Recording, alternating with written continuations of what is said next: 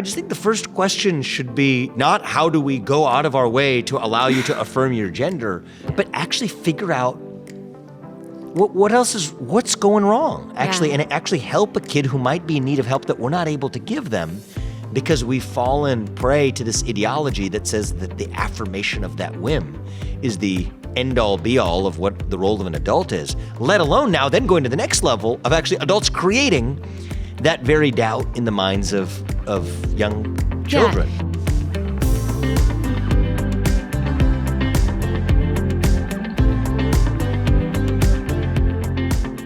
Hey, Joyful Warriors. So if you had told me 2 years ago that I would be sitting in Washington, D.C., about to interview a gentleman running for president, I don't know what I would have said. I think I would have said, no way. That's okay, let's do it.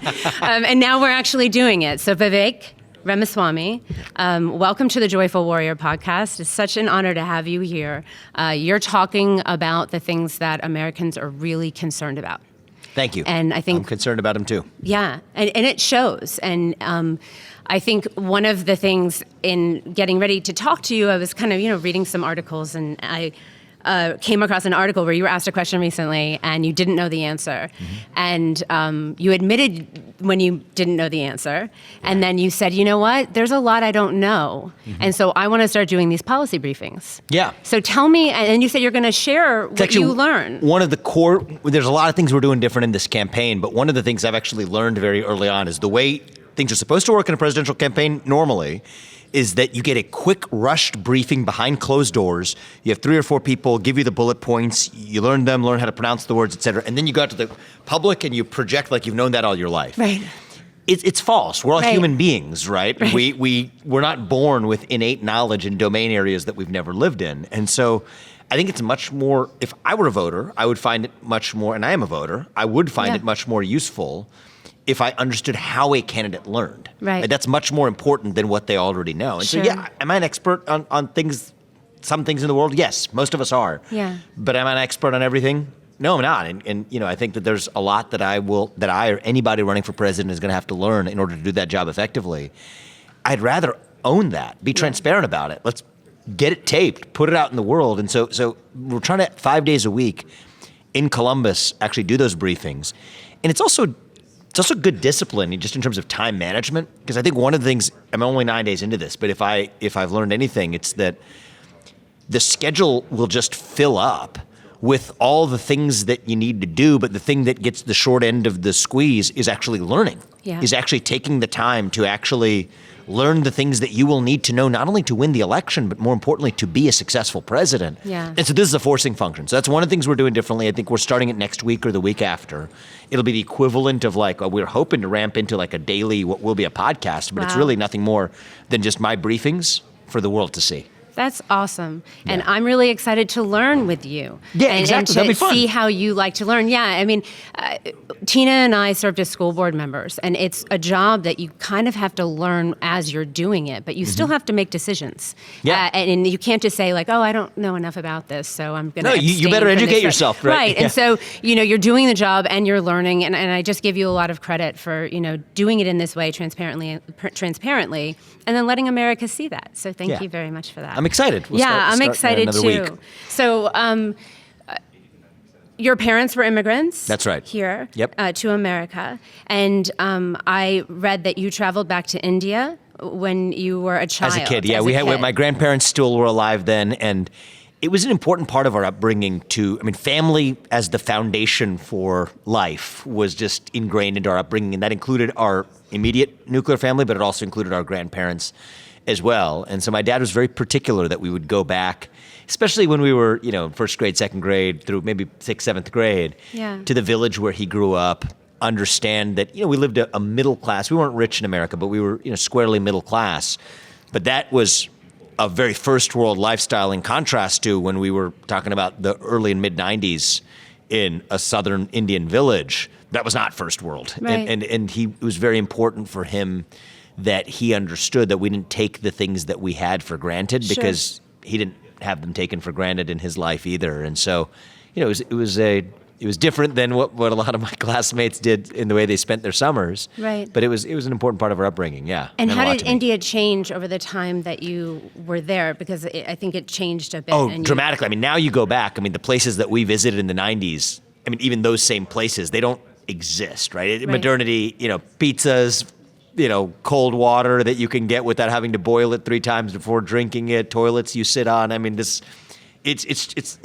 not so dissimilar to, a Western lifestyle or something close to it. Right. But what happened in India was, in many ways, it was, there's the Chinese version of this, which is a separate story, but the Indian version of it is it's mostly a good tale of capitalism, of how the spread of capitalism to a country lifted up, does what capitalism does. It's the best known system known to mankind to lift people up from poverty. Right.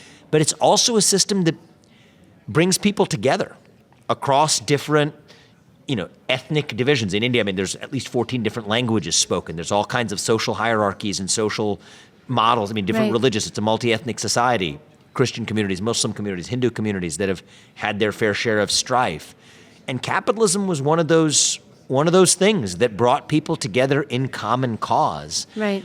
It's actually part of what influenced my own views as I expressed in Woke Inc. and elsewhere, that's actually one of the underappreciated roles of capitalism in America, is that, yes, we know it's this great economic engine, but when we live in this deeply divided, polarized moment, one of the reasons why is that when we've politicized the spheres of our lives, including commerce even, that were supposed to be apolitical, we lose that sense of common cause, right? We lose the sense of what can bind us together. If there's no space where, be it a baseball stadium, be it a workplace, be it a football stadium, where we can come together where politics isn't there, if we lose those apolitical sanctuaries, that I think is one of the dangers to the American experiment. And it's part of why I've been so passionate in my crusade against woke capitalism, is not only because I disagree with the ideology that it's pushing, but I think that it is the single greatest risk to cohesion is losing the apolitical spaces in American capitalism and elsewhere that hold us together. Yeah, and I would say to you that I think there are some spaces in America that have become very political. Mm-hmm. And when I say that, I'm thinking about America's public school classrooms. Mm-hmm. And we, as an organization, have gotten more involved in school board races. That's a great example. Yep. Right, and we're being accused right now. It's always, well, you're getting political. Well, we had Ally Beth Stuckey speak at our summit. And she said, politics matters because policies matter because people matter. Mm-hmm. And I just that has echoed in my mind since then, right? Because during COVID especially, I think people saw that the policies that were in place were hurting people. Totally. And then they said, well, we need to have better policies. And how do you get better policies? Well, you elect better people. Right, in the school board. Right?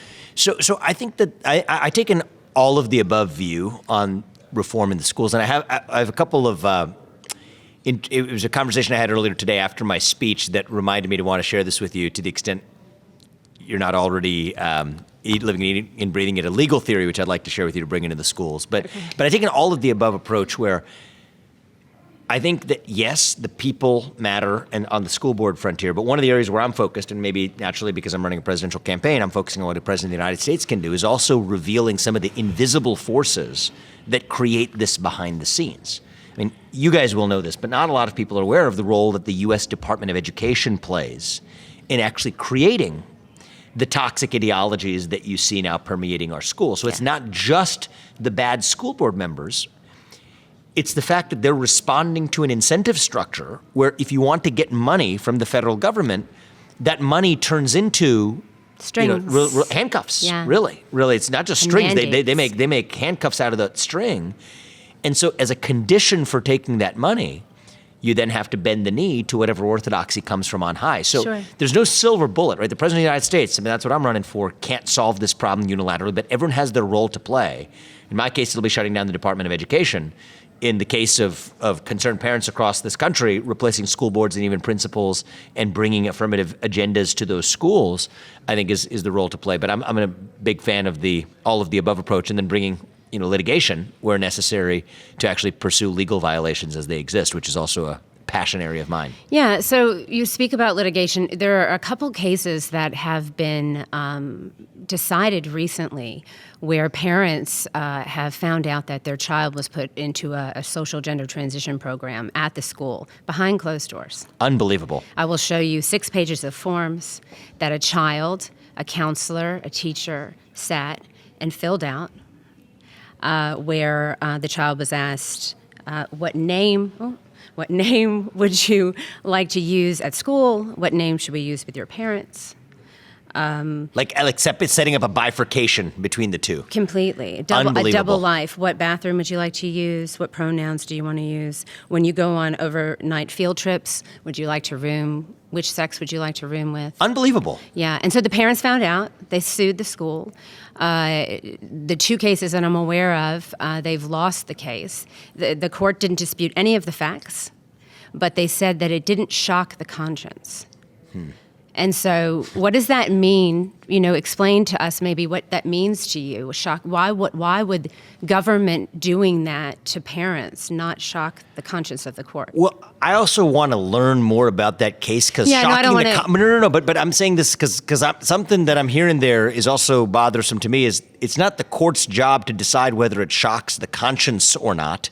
Right. That's for the voter to decide. The value of the parent. The court's job is to decide what the law says about what a parent actually has dominion over as it relates to their child's upbringing and education. So that makes me curious about those judges, and you're getting me a little fired up about this. Yeah, I'm gonna learn about that. So they're both appealing the cases. It's First Circuit, 11th Circuit. So here's the theory I would offer on that. It actually was something I first published in Woke Inc., but I've since tried to popularize for people to be able to use this theory. Is a lot of what you're seeing can actually constitute a civil rights violation or an establishment clause violation. And I'll tell you what I mean by this is, let's take the civil rights version of this. So the Civil Rights Act have a religion prong to them, saying that you can't discriminate on the basis of religion. But actually, and this is what I'm about to tell you is just black letter law, it says that not only does that mean you can't discriminate against an employee, say a teacher here, on the basis of a religion, but it also means that you can't force an employee to bow down to that religion. So it applies to teachers as employees, but it also applies, there's an analogy as it applies to establishing religion in schools. Sure.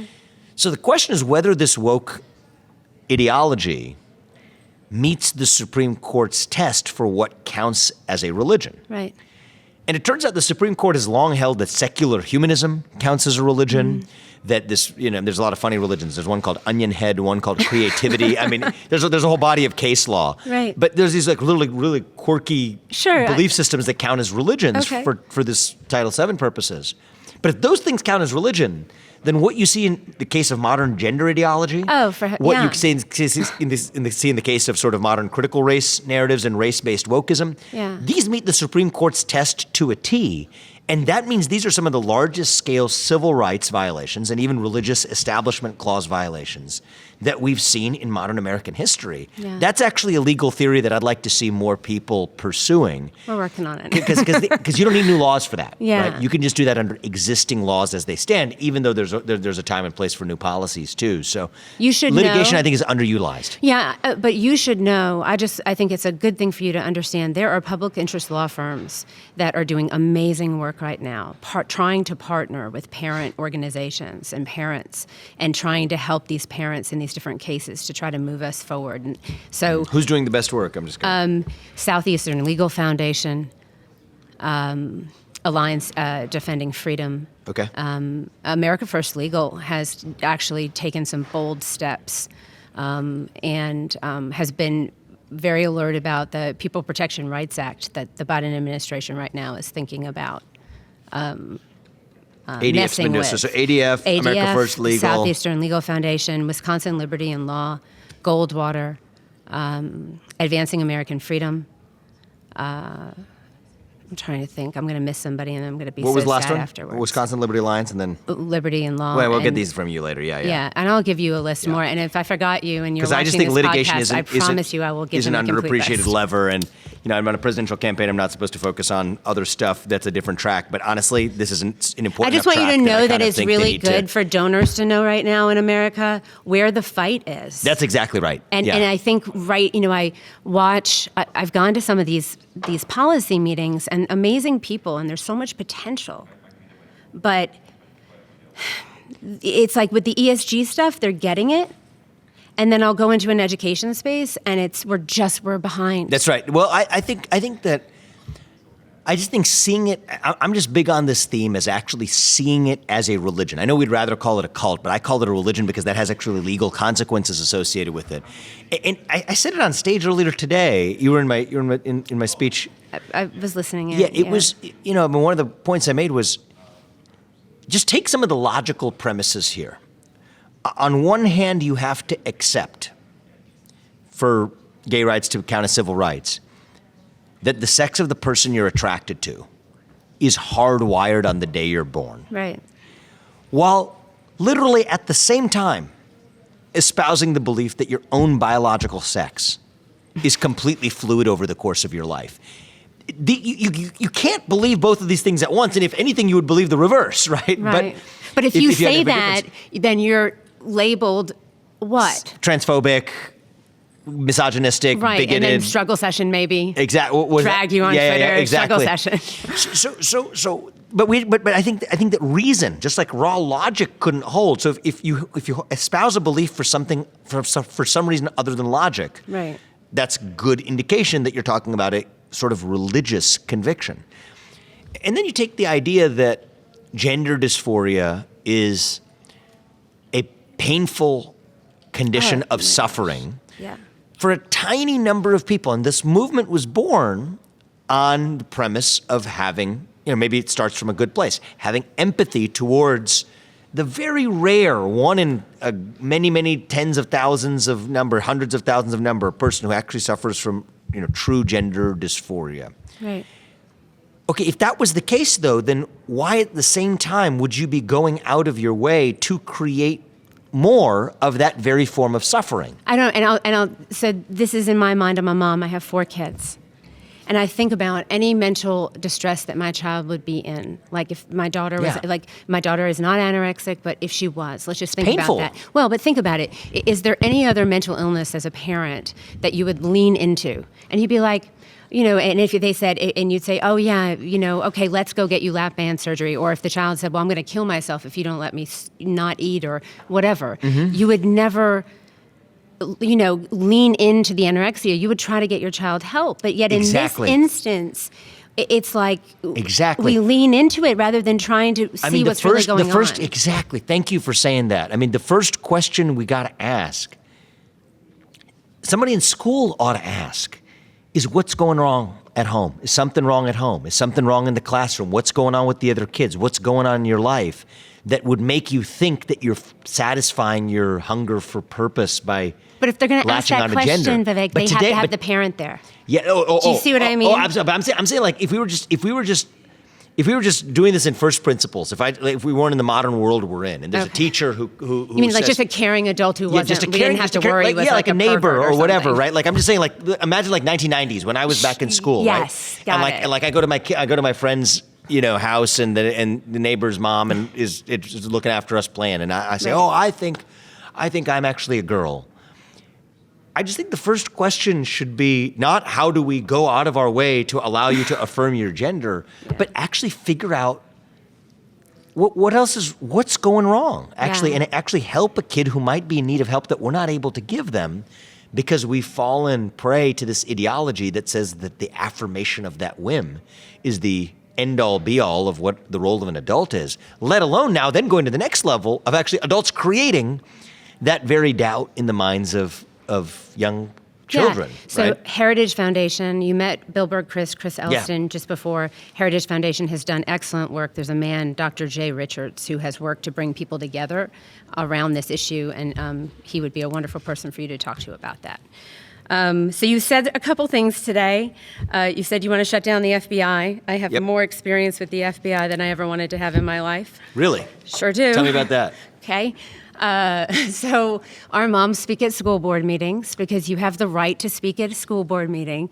And not every time you speak at a school board meeting do you need to, it's not all rainbows and butterflies. Okay, so this is the story that I'm familiar with. I didn't know that this was you. Okay, got it. Thank you. Good, sure is. Good for you. Not me personally. Yeah, okay. But no, we're honest. I mean, I went to the Judiciary Committee and members, and I said, I need to make you aware.